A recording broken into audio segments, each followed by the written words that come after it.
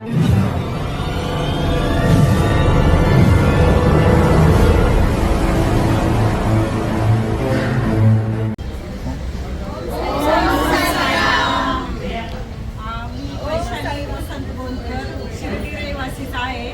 माझा वाढदिवस होता आणि माझ्या सगळ्या मैत्रिणी मला इथे पार्टीला घेऊन आल्या।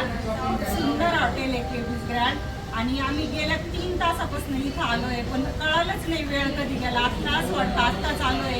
इथली सर्व्हिस इतकी सुंदर होती, आल्यापासून आम्हाला वेलकम केलं खूप छान। परत आमचे सारखे प्रत्येक शोचे फोटो घेतले आणि विशेष म्हणजे मेनू खूप सुंदर होते।